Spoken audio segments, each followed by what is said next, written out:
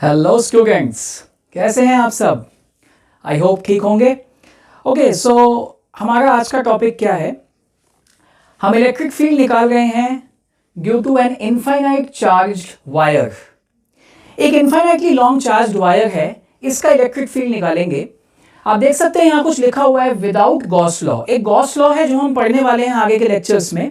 अभी हम Gauss law को बिना इस्तेमाल करे नॉर्मल प्रोसीजर से निकालेंगे और ये क्वेश्चन बहुत इंपॉर्टेंट है, एग्जाम में आया हुआ है कई बार।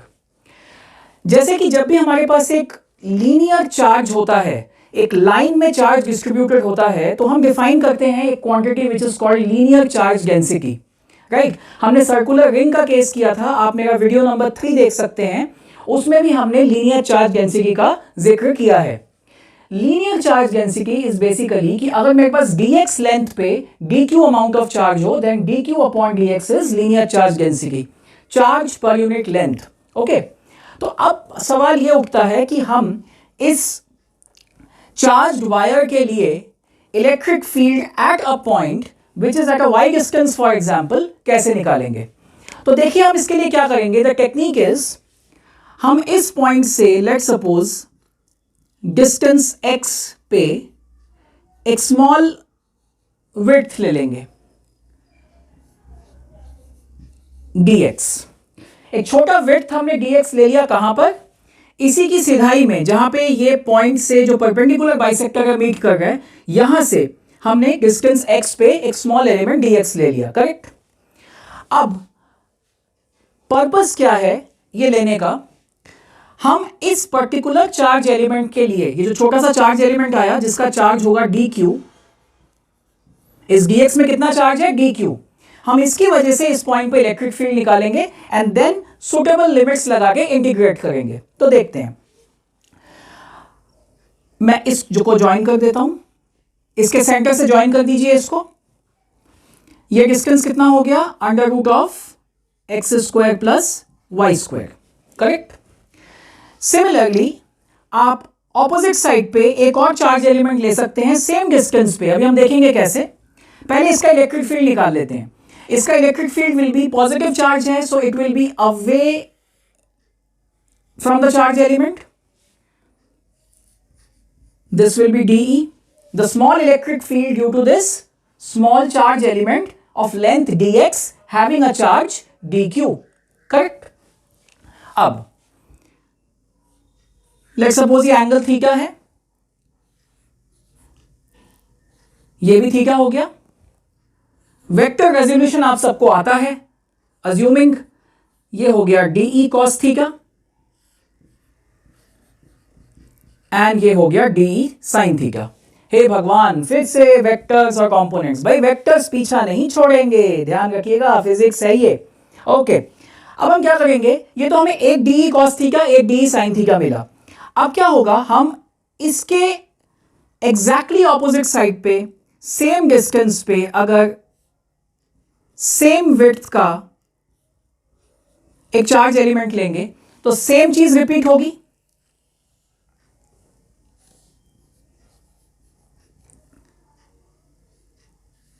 सिमेट्रिकली ये भी थीटा होगा। यहां पे हमें एक और dE cos थीटा मिलेगा। ध्यान दीजिए, मैं यहां पे सिर्फ मॉड्यूलस लिख रहा हूं। दो वेक्टर्स ऑब्वियसली अलग अलग हैं, डायरेक्शन अलग है, मैं सिर्फ यहां पे मॉड्यूलस ले रहा हूं। मॉड्यूलस सेम होगा बिकॉज चार्ज एलिमेंट भी उतना है और डिस्टेंस भी उतना ही है। और ये हो गया आपका dE sin थीटा। अब ये dE क्या है? dE हम जानते हैं k/r²। ये इतना छोटा लेंथ ऑफ चार्ज है, इसको हम पॉइंट चार्ज ले सकते हैं। 1/4πε0 dq अपॉन इस डिस्टेंस का स्क्वायर, अंडर रूट हट गया, ठीक। अब क्या होगा? अब आप देख सकते हो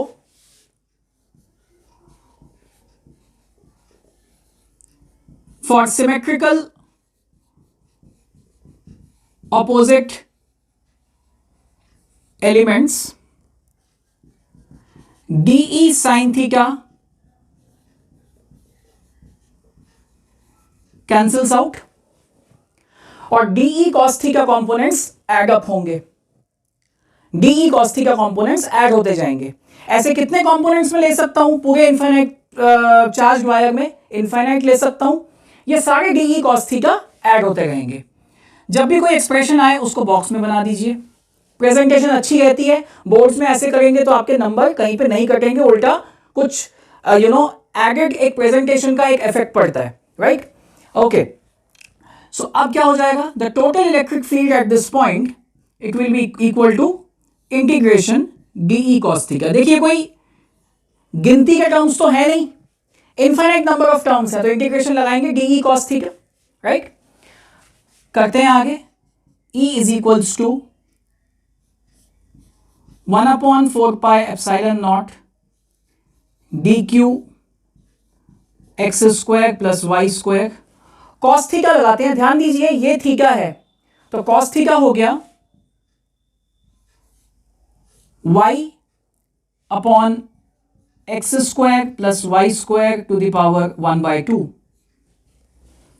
ये इंटीग्रेशन साइन, ठीक है? अब ध्यान देने वाली बात है, क्या क्या कांस्टेंट्स है, क्या क्या इंटीग्रेशन से बाहर आएगा। dq को हम लिख सकते हैं लैम्डा dx। dq को हम क्या लिख सकते हैं? Lambda dx। अब देखिए x तो हमने चूज किया है, तो x तो जो है वो x वेरिएबल फैक्टर है, x can vary, but y is fixed. उस फिक्स डिस्टेंस पे ही हमने निकालना है। y is fixed but x is varying. So अब क्या क्या होगा? देखिए लैम्डा बाहर आ जाएगा इंटीग्रेशन से, 4 पाई एप्सिलॉन नॉट बाहर आ जाएगा इंटीग्रेशन से। ये y का कोई काम नहीं है, y इंटीग्रेशन से बाहर आ जाएगा। जैसा कि मैंने बताया ये डिस्टेंस तो फिक्स्ड है।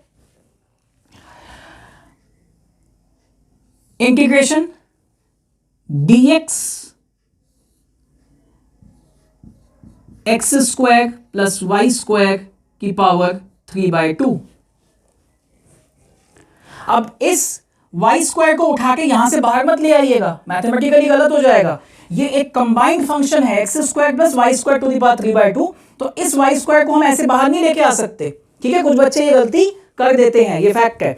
ओके, अब क्या करेंगे? देखते हैं एक्स वाई में रिलेशन क्या है। क्या हम इसमें से कुछ निकाल सकते हैं? बिल्कुल।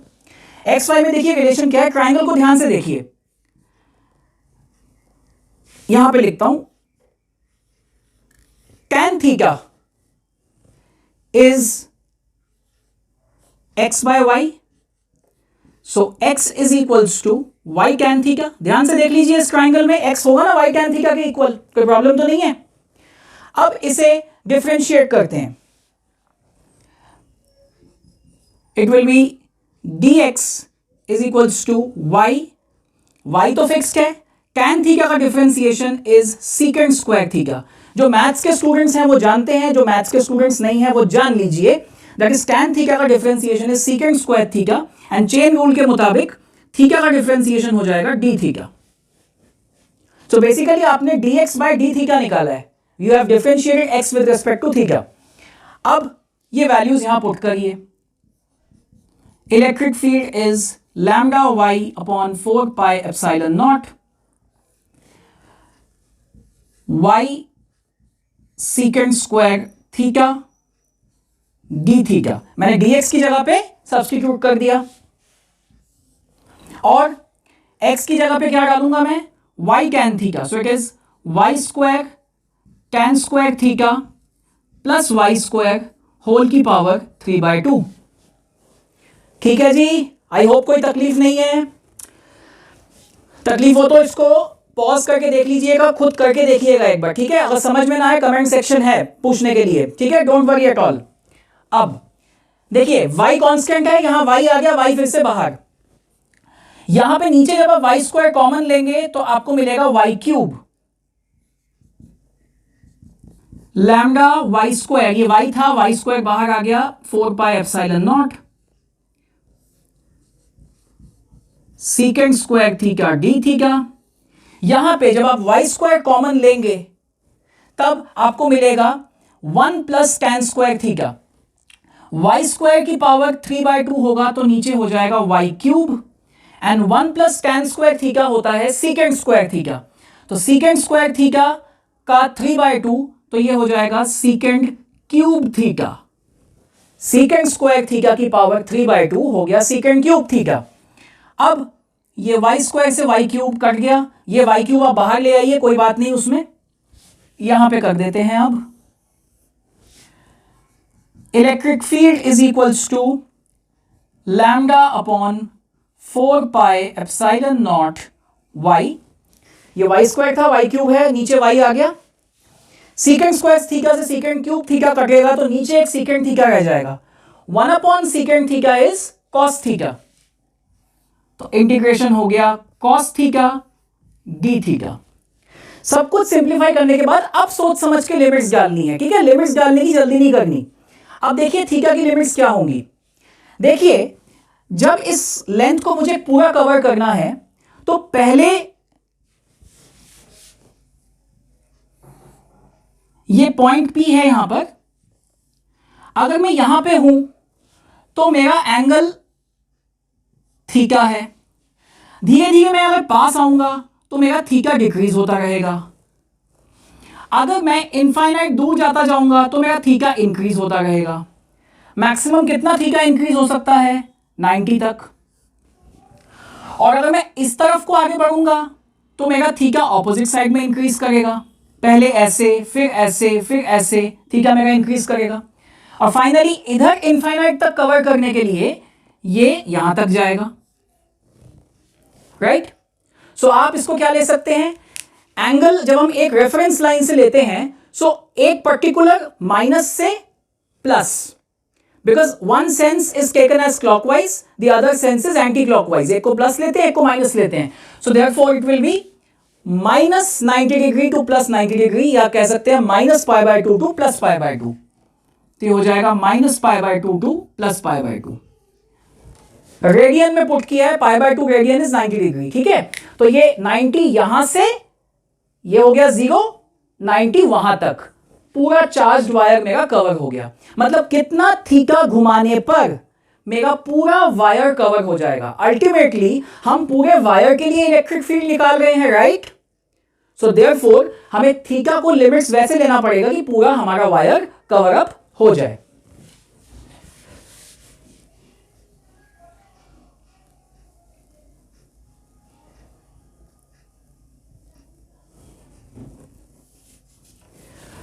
ओके, अब कॉस थीटा का integration is sine theta.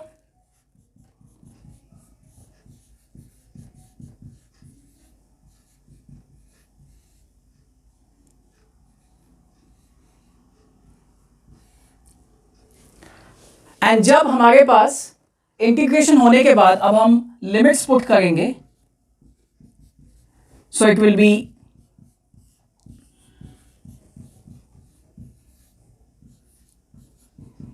Sign π/2 minus sine minus π/2, ठीक है जी।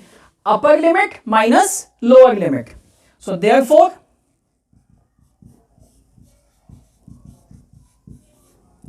Sign π/2 is 1।